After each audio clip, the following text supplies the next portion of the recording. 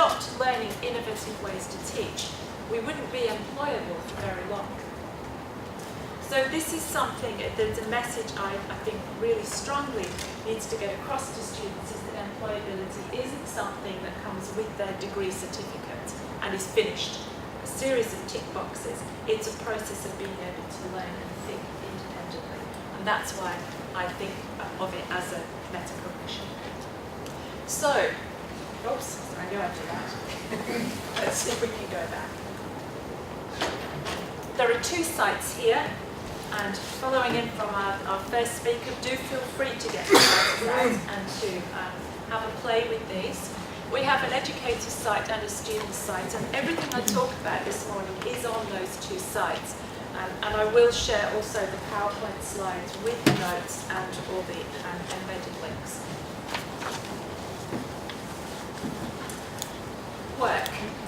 Work has changed profoundly.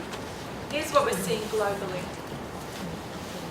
That large corporations, your multinational corporations, are changing in the way they do business, both with the physical sites of work and also the way they employ people. So that if you're now working for a multinational company, you may well be working for 3 different, smaller, almost feel like smaller companies within that, and juggling work for all 3 of those things. And of course, if you are doing that, the employers, your bosses in all 3 things, won't know what you're doing in the other 2/3. And they might all be expecting you to do a full-time job, which many of us will know in academia. And SME, small to medium enterprises, so many more startups and small businesses. We're seeing workplaces go virtual. Lovely example, a picture I often share with faculty and students is of a building, an office block in Germany overnight where all the lights are on. And we say, what is this? And someone said the first time I showed it, an environmental disaster because they've left all their lights on at night. Well, actually, what it was that to cut the rents down in that city, there was a night shift. So there was a shift of workers coming in from 6 p.m. until 4 a.m., let's say, and then the next lot start in the daytime. And we're seeing that commonly now that those office spaces are being switched. We're seeing far more self-directed and very highly cognitive work. So there's an assumption now in our graduates, for instance, that they know that the knowledge is assumed. They know that stuff. That's why they have a certificate. What we want to know is how will they apply it and how will they transfer it to different contexts. And if they're doing work that is distributed across an organisation or across multiple jobs, then they're going to have to direct a lot of it themselves. So that's not just making decisions about what am I going to do on a Tuesday, it's also making decisions about what professional learning do I need? What is my next career development? Because there isn't necessarily somebody there to tell you how to do that. You will see the links very clearly with what Jürgen was saying earlier, with the flipped approach and the students needing to arrange their own schedules, think about when are they going to study, what they're going to study. This is a work skill, not just a study skill. As I said, distributed organisations. The example I give, my eldest son, who's in engineering finance, was until recently employed by a company that had its headquarters in Europe and actually headquarters and offices in Singapore, but didn't want an office in Australia. So he was working for a multinational from his living room, on his own.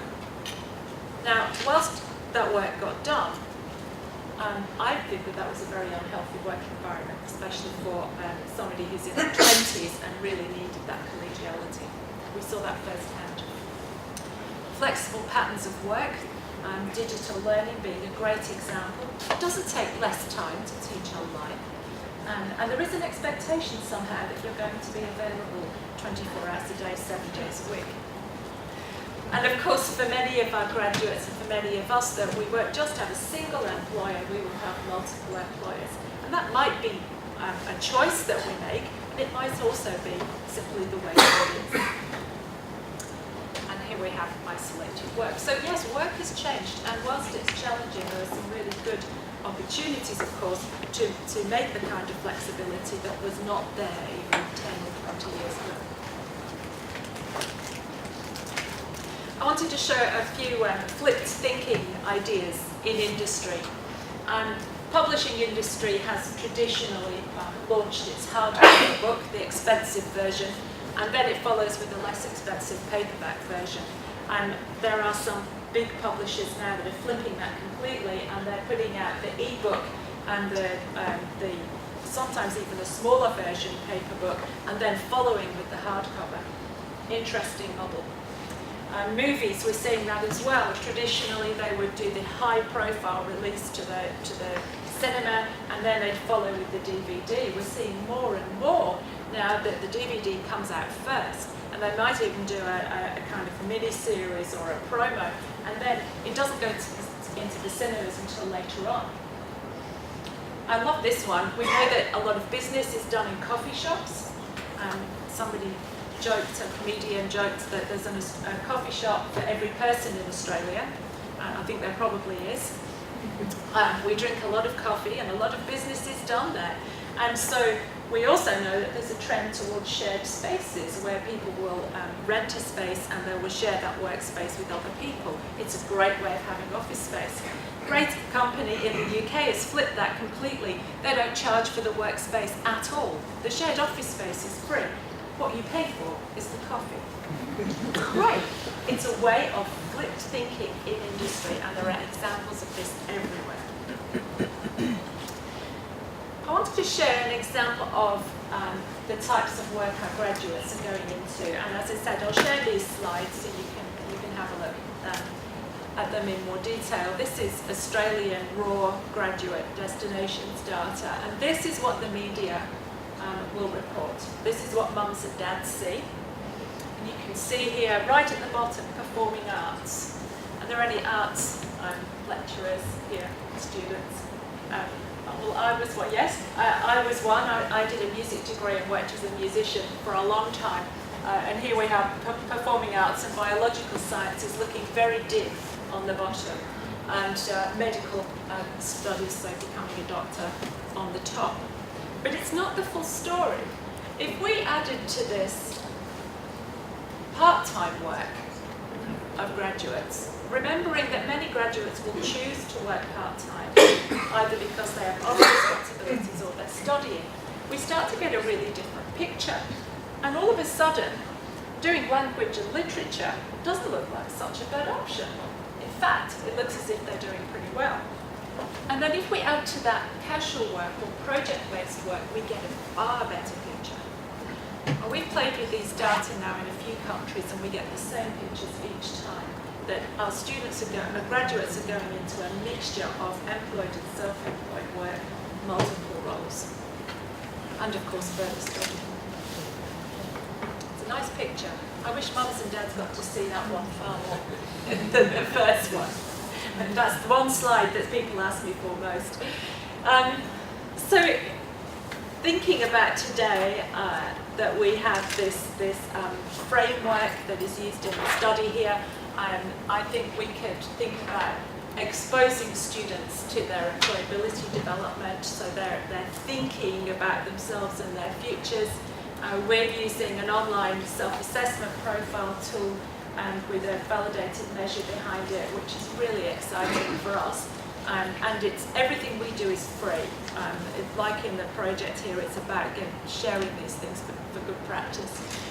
How do we incentivize students to engage with employability? Coming back to that question we had with the first speaker, how do we get students to expend energy on this? We have to incentivize them. We have to make it somehow relevant and meaningful for them to do that.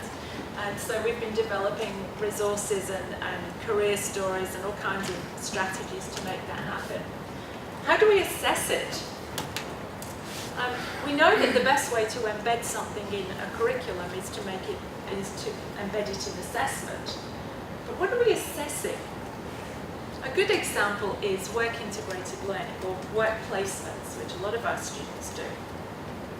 And when people are assessing those placements, I've been asked, can we use the measure that we have to assess? Well, yes, you could. Problem is that somebody might be less confident on one of those items after the work placement than they were beforehand. And actually that might be a really good thing, because the student might have gone into that work setting and suddenly realised, oh, there was a reason for having all that study that I should have done and didn't do yet. Or, I still have a lot to learn. And that's actually a really good outcome. So we're not necessarily measuring people's level of confidence as much as we're assessing their awareness of the need to engage. It's a different thing. So we'll talk about that a little bit. And then, of course, we know that if we keep students active, students are engaged. So what activities can we have that will enable them to engage in that really cognitive development?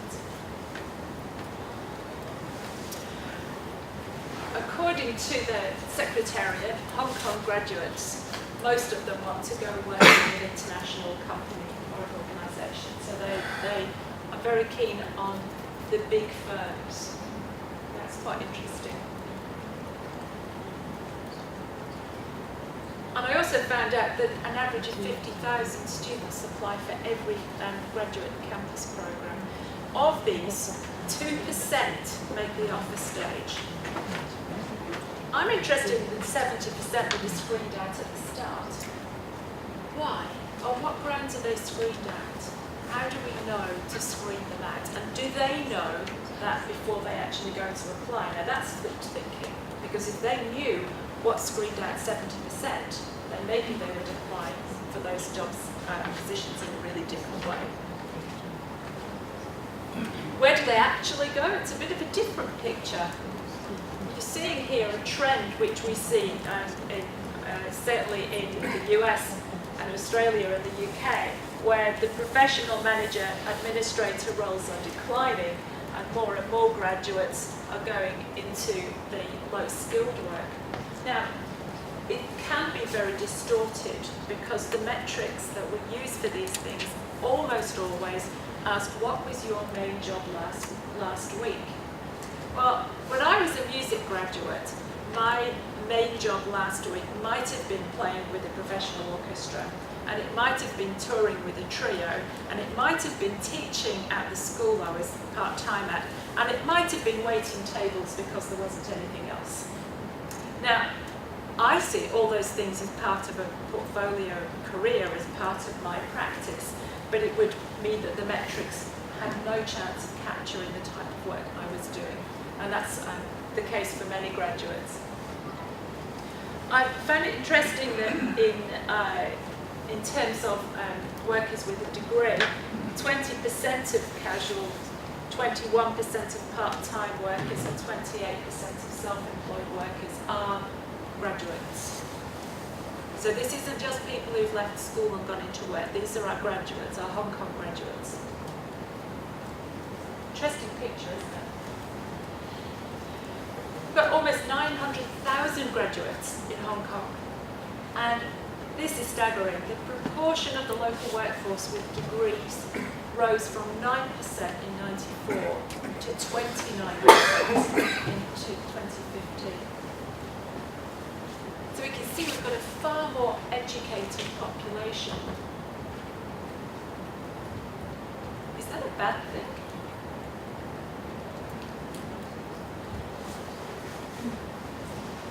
I don't think so.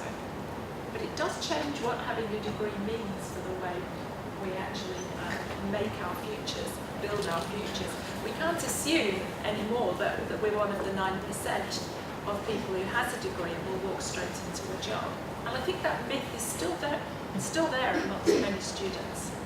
We can see how the graduate salaries compare over time, and that's in constant market prices.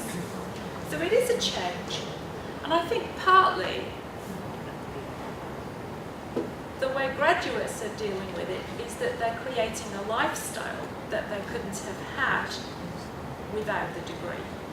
So the income might not be 3 times the amount of anyone else, but they are having choices that their colleagues didn't have.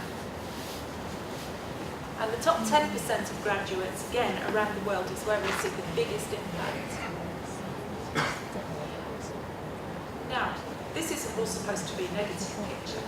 It's simply a way of looking at the way, the type of environment our graduates go into and how we can help them to really create work for themselves.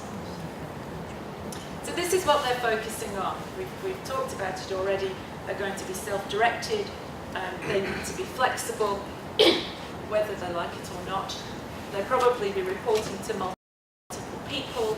They have to be aware of and assert their rights and responsibilities, because they're not necessarily going to have somebody else who will do that for them. So they need to understand that. When they face this fierce competition for work, they have to be creative. And they're going to be confident in securing work through networks, because almost all work comes through networks. Even the stuff that appears on Seek and our other big search engines is there often because there is an HR requirement to put it on through the official processes. But that role has almost certainly been written with people in mind. So they need to know how to get into those networks, and they have to be able to manage work that's not necessarily in the traditional office. So, with that in mind, we were thinking, how do we then flip employability from something that is, here is a template, fill it in, and you have a cover letter for your next job, to something that makes students think. And these are the sources we've used for the model. You can see we're looking at self-efficacy, self-esteem. We're looking at professional identity construction. We're looking at conceptualizations of self, including citizen self, because it's not just about me, it's about the environment in which I'll work. We're thinking very much about emotional intelligence. We're thinking about how learners can self-assess their skills and attributes and do that on an ongoing basis. And we're thinking about how we might better understand what students are thinking when they come into a program and all the way through. So that if we have 5 open questions and we had students telling us the answers to those on a regular basis, eventually, statistically, we would really be able to support those students in a much better way than we ever have been able to do. Then we had to make the whole thing really simple, look really simple. So we came up with 6 literacies, trying to get away from skills, really trying to get away from that talk. Basic, rhetorical, personal and critical, emotional, occupational, and our last one, ethical, cultural and social. Now, somebody will say, or they'll be thinking, where's digital literacy? Where is it? Deliberately didn't make digital literacy 7th, because it is ubiquitous. It's in everything. So there are digital literacy dimensions to all 6, and I'm working with a couple of people, and possibly a third when we've had lunch together, to really make sure that that thinking is embedded. It doesn't just have to be simple for students. The biggest thing is making it simple enough for staff. And when we do workshops like this, you probably find that there are, if you have lots of workshops, that there are familiar faces. You know that some people will always come. It's the people who don't come that we really need to get to. And it's there's an expression in England called preaching to the choir. You know, the choir's already there, and you're the choir. So how do we make it simple enough that it can fit into existing classes? It doesn't mean that an academic has to become a career coach. That's the big complaints I get. I am not a career coach, and I can't do that. And that they don't have to be inventing all their own resources. And I think that's really those are the 3 challenges we've been addressing now for some time. The last Hong Kong slide was a really interesting publication about how graduates find work here. And I really like this. It's not great visuals, so I've written them up here. The most effective ways of finding work: social media, employer websites, careers fairs, that's very traditional, isn't it? University and student press, here we go again, online sites, on-campus presentations, more online sites, apps, site visits, and connections through the curriculum. So those networks, perhaps industry visits, I was thinking maybe that's what they're talking about. There's an awful lot of online stuff there. And there's also some really important face-to-face interaction.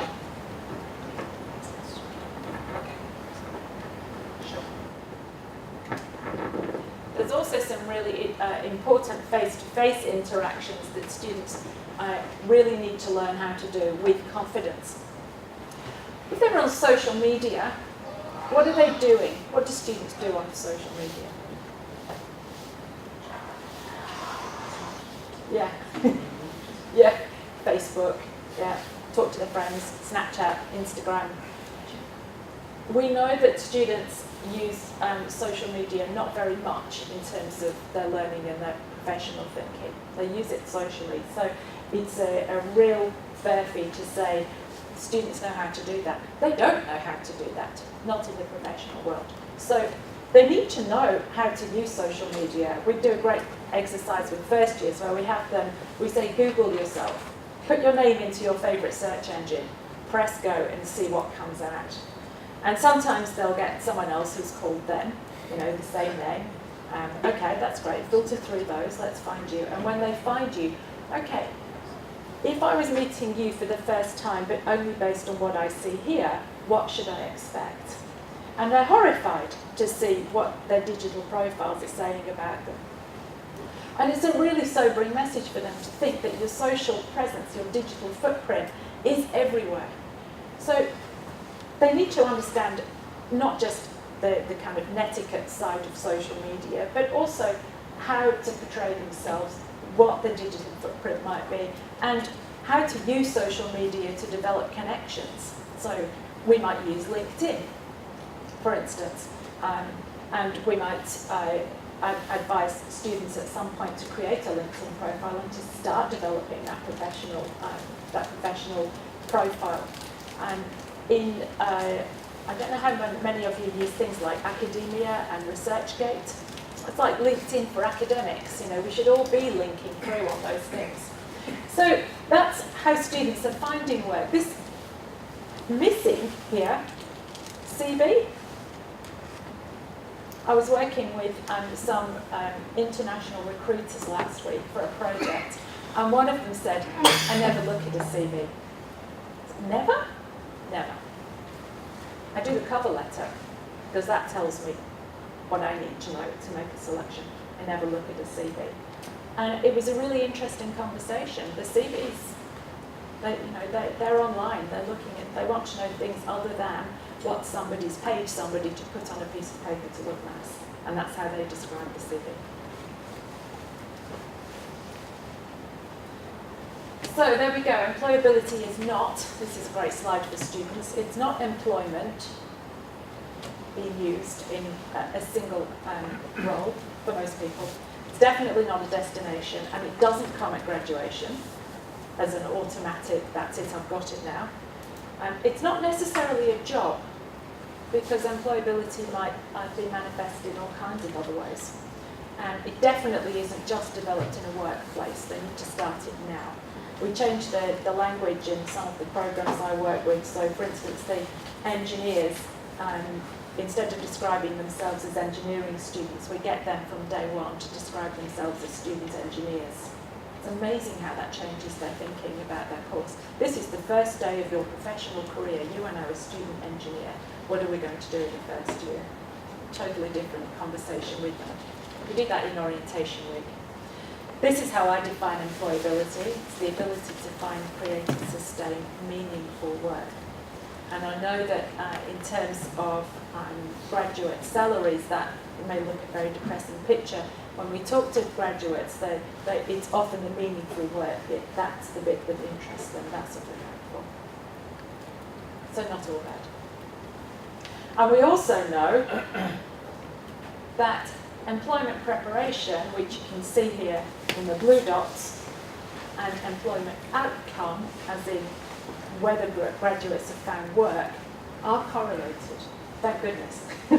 So, in other words, if we do it in the classroom, they will have benefits.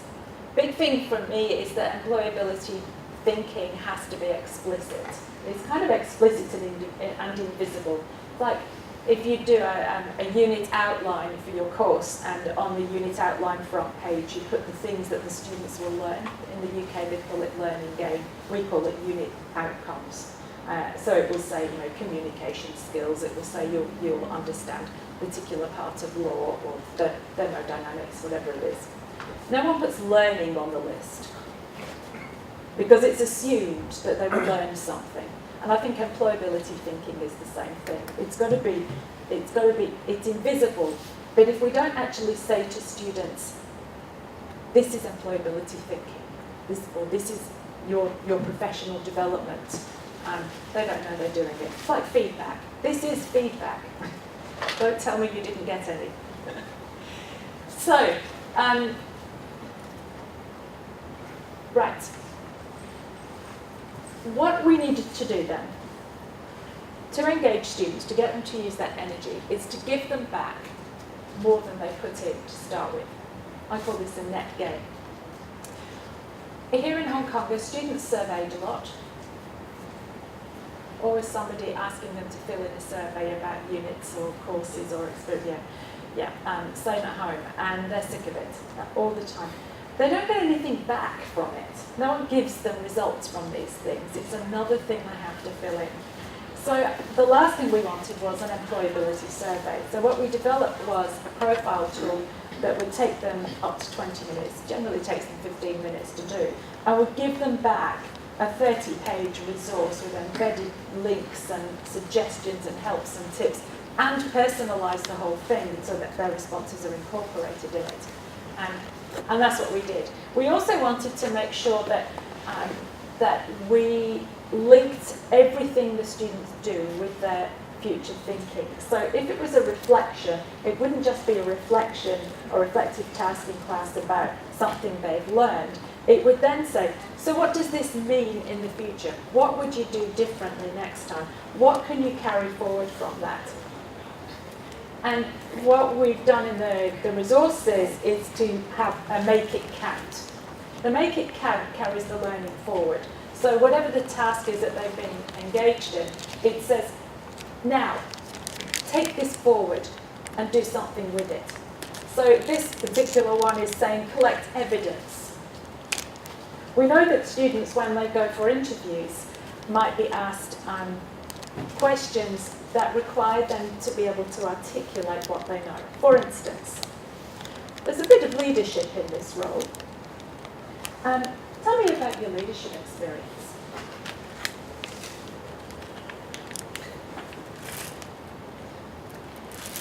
And yet that person might have been coaching a swimming team, might have run student tutorials, might have been engaged with guild or volunteering, might have actually been in charge of stacking the baked beans at the supermarket, or closing the store, or adding up the takings at the end of the day.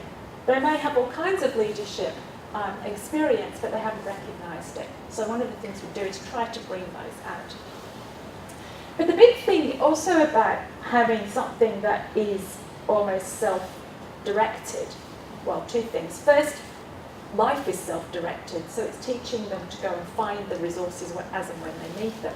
But the second is, in terms of our time and the time of our careers development or professional services, careers professionals, I know they all have different names, those staff, they reckon they spend 80% of the time with the 10% of students who need them least. Those are the students who go to everything, do everything, would fly through this, then would be looking for the next opportunity, those students, because they're the ones who say, okay, I've done this, now I need help with that.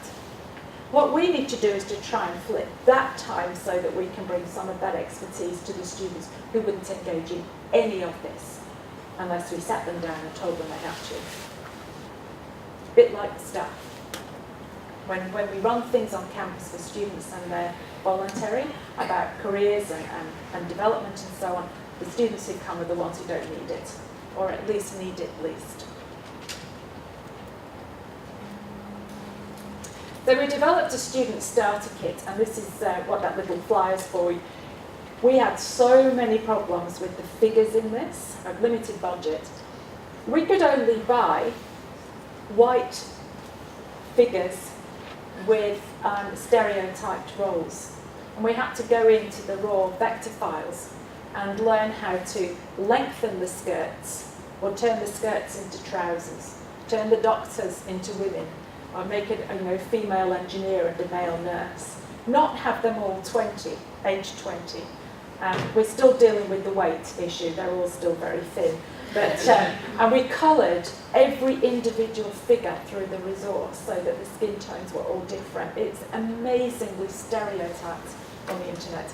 Anyway, that was just one of our things. My team thinks it's great now because they've all developed themselves as little avatars now that they have these skills. So there's a Pip figure as an engineer and a Rosie figure as an architect somewhere in the resource. They put themselves in, which they think is hilarious. They keep telling me I'm not in there. So we developed a starter kit that enables students to work through it by themselves.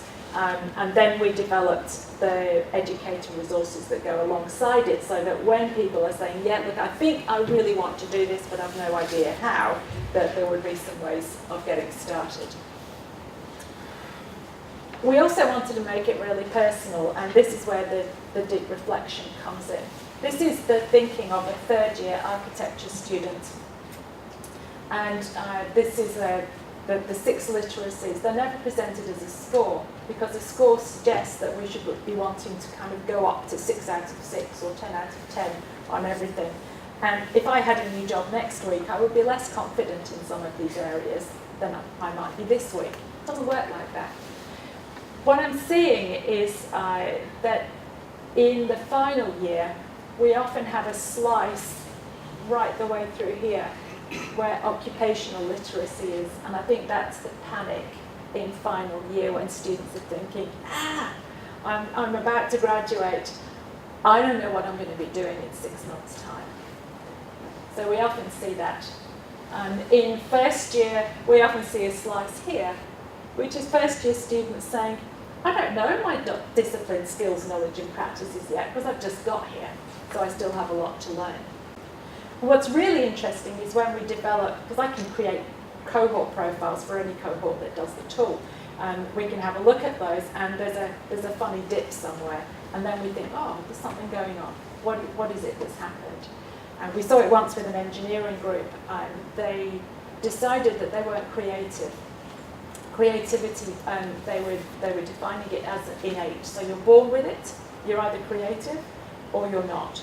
And we couldn't work out why these students were so concerned about creativity.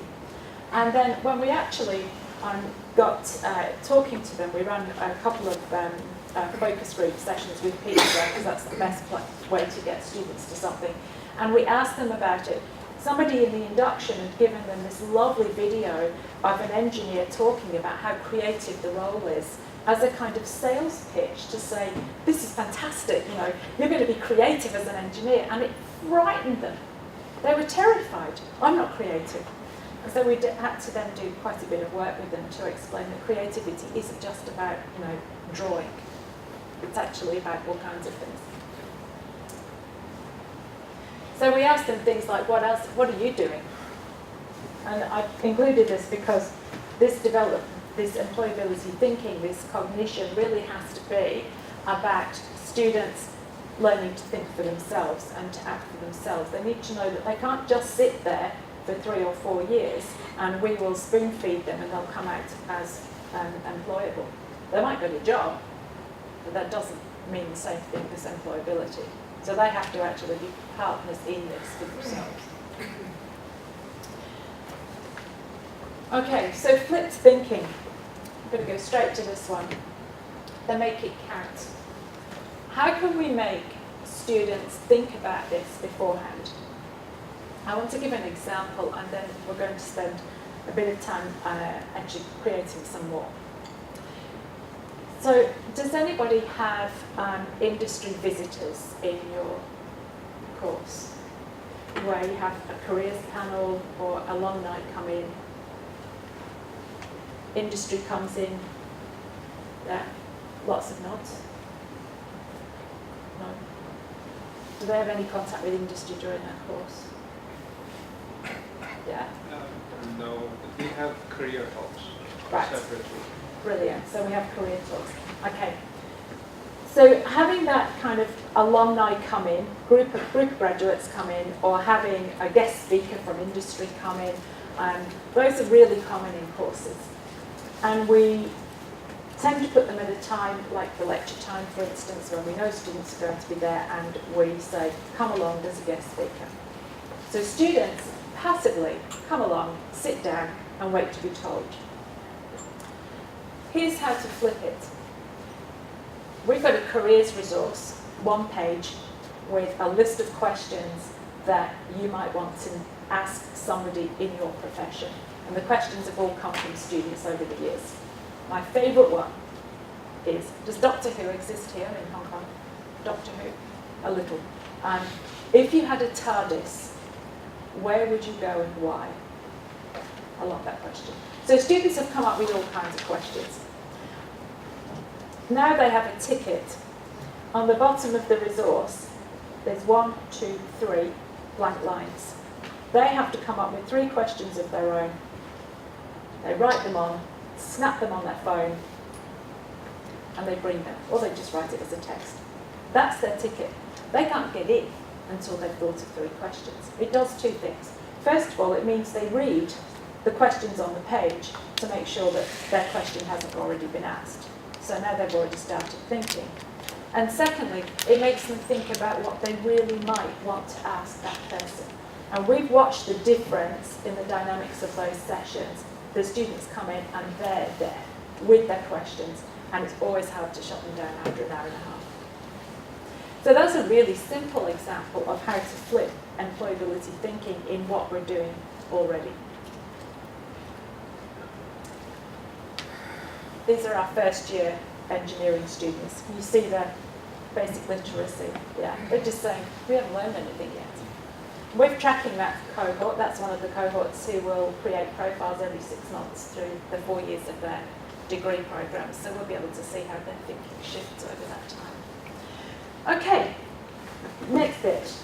What would an ideal graduate look like in Hong Kong? Carmen, how long do we have in our session now? 20 minutes. Okay, great. So what kinds of things would you put on there? If we had time, we'd actually draw them because it's fun to draw. I quite often use drawings with students and faculty. When we ask students a question, whether it's a call out like this or a text, they give us the expected answers. When we take away the text and we use visuals and get them to draw, it's a very different picture. It's a different way of thinking. In Hong Kong, on radar chart, all 4 on the vertices next to the outer, with exception to emotional literacy and ethical social literacy. Everything else next. Max of everything. But not emotional, nor ethical. Right. Not emotional and not ethical. So they would not be, we don't need those.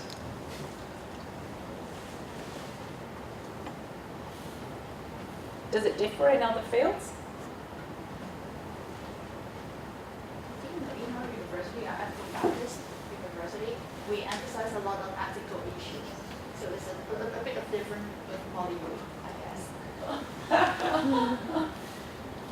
By the way, I do not represent my own institution. But I guess we are talking about graduate applicants, right? And if we're thinking about emotional literacy, emotions, do we really want to go there? Our engineering students have a hard time with this whole discussion about emotional literacy. But in a sense, it's, can you have a face-to-face conversation with someone? Can you tell when someone else is upset? That's an aspect of emotional literacy. Can you tell from body language when someone else is feeling uncomfortable? That's an aspect of emotional literacy. It needs to be unpacked because it's a hard term for students. If you were drawing things on there, any things you draw would have their name a brain. We can't often get a brain in a picture. What else would you put? Maybe the heart as well. The heart? Yeah, fantastic. Yeah, I'd put the heart in there too. Yeah. Have a go at it. If you have time with students or you know, just over your cup of coffee at dinner time, have a go at drawing. Stick figure. Graduate. See what you come up with. Incentivising. This is, believe it or not, a university's chemical engineering program. I'd say if I was a first year going into that I think I'd go on enroll and do something else. It's terrifying. And that's real from the internet. Must be true.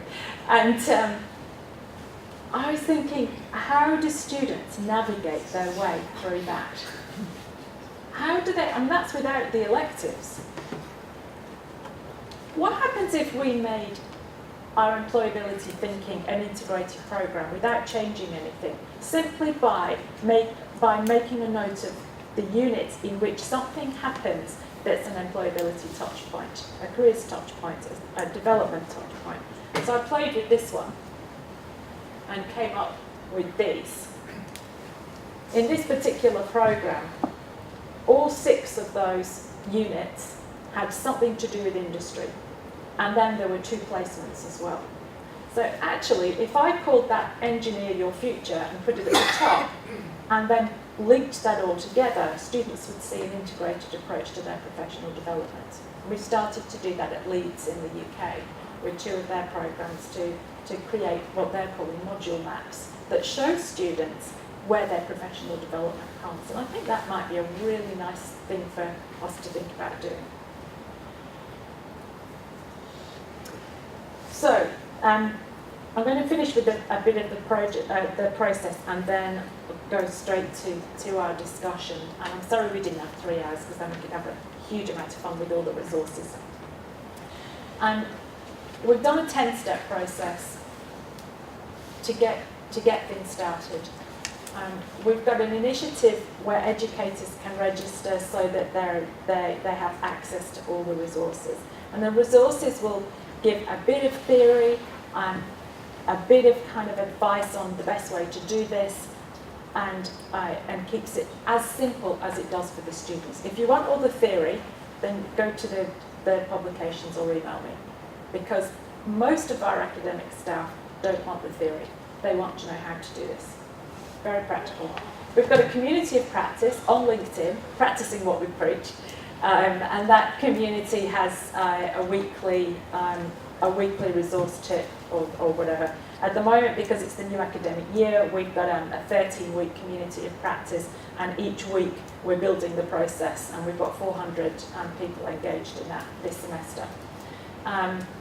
Then we put the self-assessment tool into our learning management system, Canvas, Moodle, Blackboard. We've made that really easy, so that if we want our students to do it, then we can aggregate the results. We do that quite often, not as an assessment item in the first instance, but as a required reading. Readings are often 20 minutes, so we make it a required reading. Instead of reading something, they're going to create a profile that gives them use later on.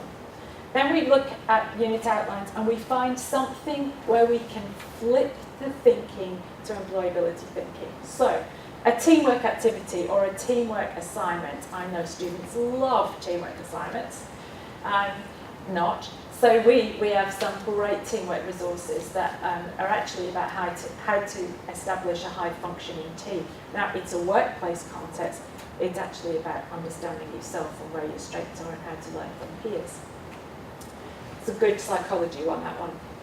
If they've got a placement or industry visit, we use the careers panel one that I talked about earlier. For reflection, we use critical reflection templates, which use all the, we've got 6 of the preeminent models, but we flipped them again so that students are now thinking about what does this mean for me taking it forward. Some of those do it anyway. The cover letter resource. I didn't really want to go into CVs and cover letters because I always say that's not what this is about. But actually, the cover letter is a metacognitive act. How do I know what to put in a cover letter? I need to understand the business, the context, where they're going, where I might fit in, the team dynamics, where they're located. I need to know all of that. So the cover letter resource uses Leonardo da Vinci's speculative cover letter, which is absolutely hysterical, where he goes through in times of war defending the ranks and getting you behind enemy lines, to in times of peace, in case the war's ended, I can build houses, design houses, and then, oh, by the way, I can paint pictures and do sculpture, all in dot points.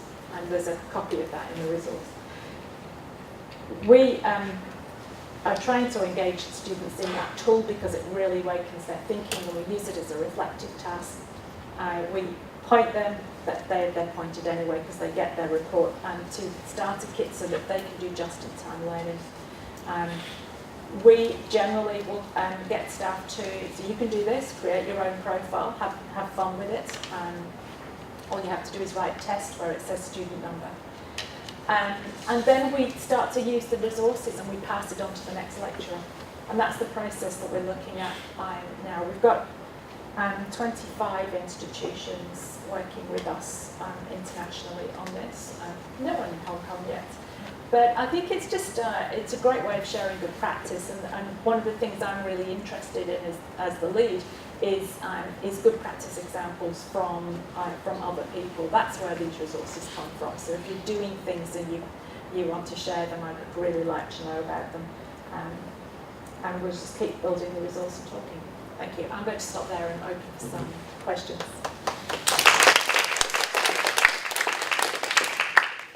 Any questions?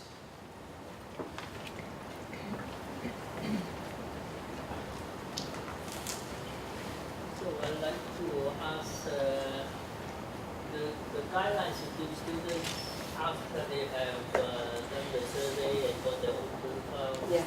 Do you think you will put enough resources to help them in the ability of as a matter of fact, are many of these activities self-learned or Yes.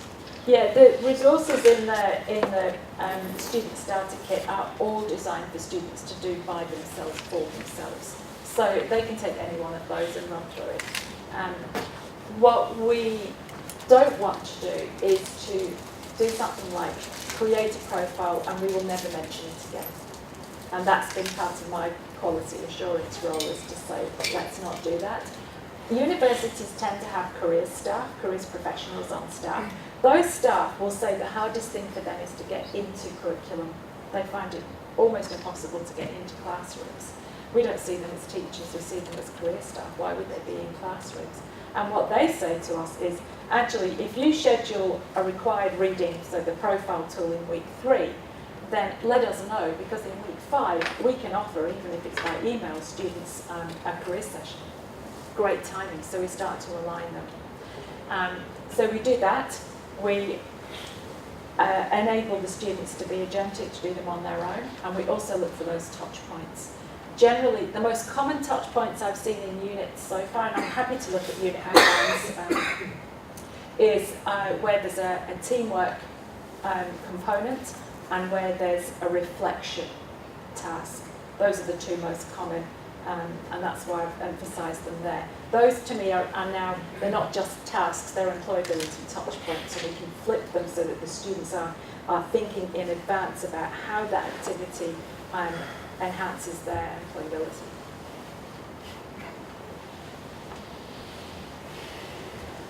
So I think in our faculty, there's the accreditation process, which explicitly asks us to think about many of these issues. Yes. Have you had success in working with accreditation bodies to Yeah. etc.? Yeah, that's a great question, thank you. This actually, when I began this particular suite of projects, it was 2010, and I put out a call, and it was engineering overwhelmingly that came back. And Engineers Australia now, which is our accreditation body, is now looking to enable students to claim their profile completion and attendance at one of our workshops as part of their professional hours. We've also mapped the Stage 1 competencies, our graduate competencies in engineering and in pre-service in teacher education to the literacy. So we've done a cross-mapping, and those accreditation bodies are just thrilled. The other thing that we're working on is to align it with professional portfolios, so that where they're online portfolios, that evidence building goes straight in. And I'm a huge believer in portfolio as a professional development tool. So throughout the profile report, I'm forever writing, take the evidence and put it in your portfolio, you know, so at least they're keeping it all in one place. But yeah, that's the ultimate thing, isn't it? That we start to work with those accreditation bodies, but they're just really excited to see that it's got that cognitive aspect to it. Can I ask your discipline? Engineering. Engineering, yeah. Okay, great. Yeah, we'll have to talk afterwards. Yes. Could you tell us a little bit more about the online assessment tool that you use? Yes, of course. So it's based in social cognitive theory, and it looks at what it is that enables people to create and sustain work. So it's everything from knowing what to put in an application for work, or knowing the environment with which you will create work, because you may be creating it for yourself, to the ability to have conversations in face-to-face and to handle your kind of digital presence. So it had to be really broad. I think when I started out, it was about 1,200 items of things that I would love to put in this thing, and how do we whittle that down? And eventually it came down to, with a lot of mapping and research, to the 6 key, what we now call literacies, and then thinking about how we choose factors. So if the tool itself, that the measure has 135 items, the items take factors from existing valid scales, and then there are 2 new scales, and there are some amendments as well, and then we have to go through the whole process of validation for that measure. So the students will have Likert responses to the 135, and they're broken up with the 5 open questions. I didn't have open questions in there to start with, because in educational psychology we know never to engage a student in something that lasts more than 20 minutes, because the concentration span. And when we trialled it, the feedback from the students wasn't the length at all. It was, where's my voice? When do you ask me what I think? One of them wrote. And 4 of the 5 made comments similar to that. So then we brainstormed the questions and trialled it again with the questions, and no one complained about the length. And they write and write and write. I can't believe the amount they write. We've had to extend the boxes in the report to fit it all in, because students, it seems to me that they want somebody to ask them what they think, and they use this as an opportunity to say it. Yeah. So lots of Likert, and I can share with you the, on the slides it's got the sources of those in there. Yeah. Any questions? Can I get a mic? Because I'm fully aware that this room is extremely wide. I can repeat the And question. whatever I speak, chances are good fellas on the other end of the room like have a hard time in catching up with what I'm saying. I can repeat the question if you like. So I'm wondering, the employability skills are really good, and they're really well defined, and they are being formative to the students throughout their career and employability development. To align with their own showcasing of competencies currently, is there any integration with linking skills or badges so they can show off? And what are the future development to strengthen in this area so they are ready to show themselves 360 to a potential employer of all the employability skills that they garner over the years at Curtin? What a great question to finish with. Thank you. Yeah, micro-credentialing is the term they're using at the moment in Australia, and it's huge. Badging, everyone wants digital badges for everything. The short answer is no. The longer answer is not yet, and I guess the really useful answer is the way in which employability awards are designed at universities differs considerably. We have ones that are, like in Exeter in the UK, has an employability award, probably the biggest, the first one, the one everybody knows about if you know these things. And others have small awards that are linked to extracurricular activities. So some of them are co-curricular, some of them are in curriculum, some of them are institution-wide, the majority are not.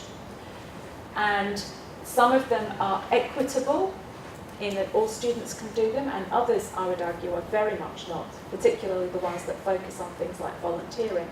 Volunteering is a lot easier if you don't have to work than it is if you have caring responsibilities and have to work 40 hours a week on top of your study. So there are all kinds of equity issues here. Having said that, at my institution we have a second transcript called the Curtin Extra, and we are now negotiating to have the profile tool completion as one of the micro-tasks within that. We're also working with my university on recognising that some of these opportunities might be available to students within their curriculum. For instance, in our health curriculum, we're rolling that out with 3,500 first years. But if they were doing visual arts, it's not in there at all.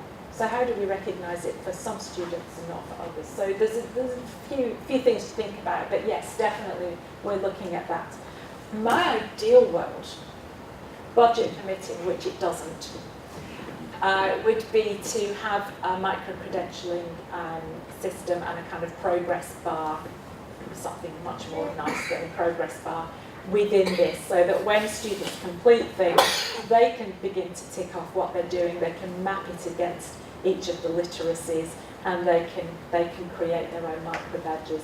That's just, I mean, we built this entire thing for 40,000 Australian dollars, and that was because we did so much of the work ourselves, and we would need a lot of money to do that. So that's my ideal world. Any philanthropists out there, just feel free to call. But yes, embedding it into universities' micro-credentials is a terrific idea. It's very motivational for students.